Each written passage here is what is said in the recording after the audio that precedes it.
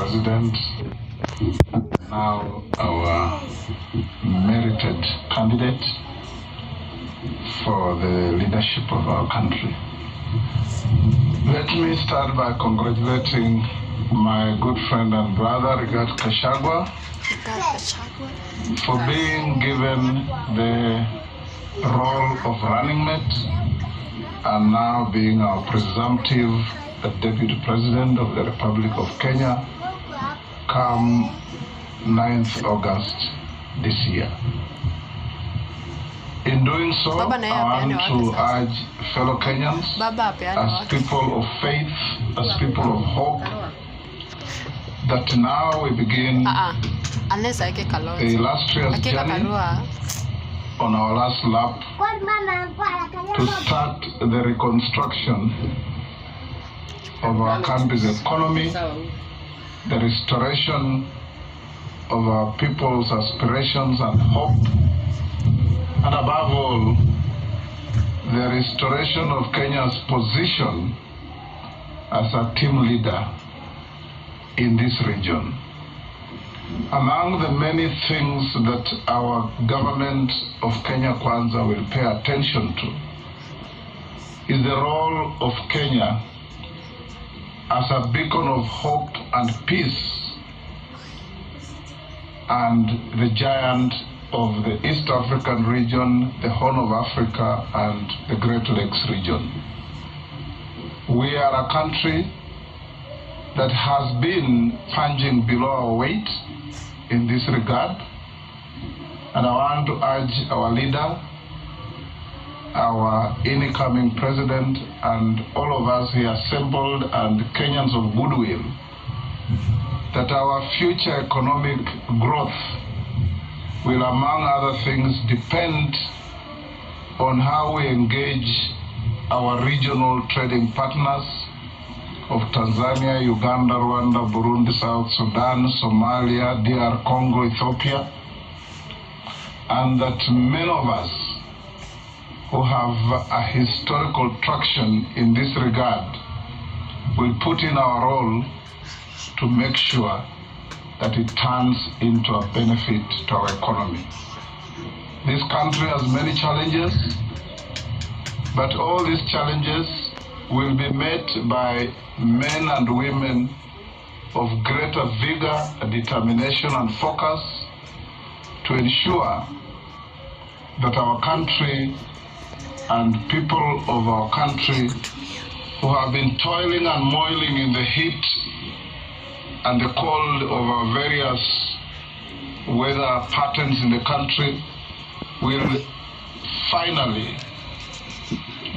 take the benefits of their sweat. From the cane farmer in the west and the coast, the coffee farmer in many parts of the country, the tea farmer, the rice farmer, every farmer in this country is hurting because of the cost of inputs, the inferiority of seeds, and above all, the minimal, if anything, to talk about returns from their sweat.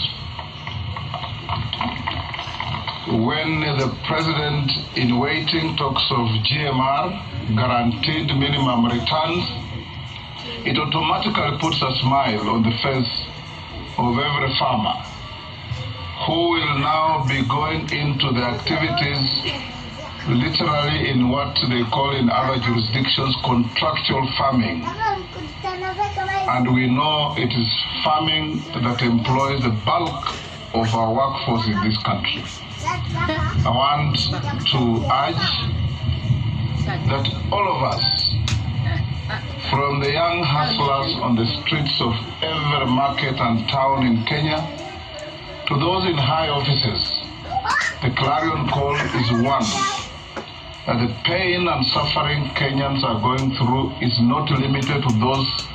who are paining. It must touch the hearts of even those who are not in the line of the pain. Because our country, with our huge and ever-growing population, listed by the UNDP as a country with one of the best well-educated human resource, can be able to do a lot better than we do, and this will come from a focused, determined, pro-people administration that will not be focused on grandiose programs and projects, but will be focused on how to lift the ordinary person,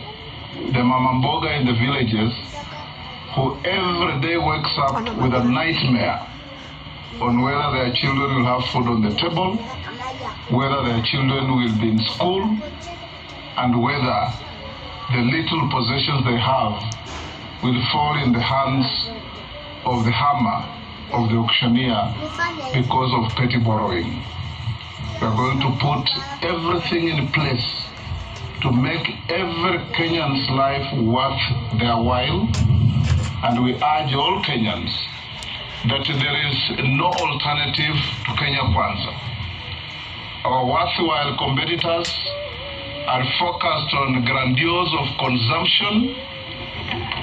We are focused on production before consumption. And that is how to grow a country. And growing the country we will. We pray that from Vanga to Kibish, from Lamu to Malaba, every Kenyan on the tip of Mount Kenya and Mount Elgon thinks positively and sees William Samoei Ruto and Rigathi Gachagua and all of us here assembled as the safest pair of hands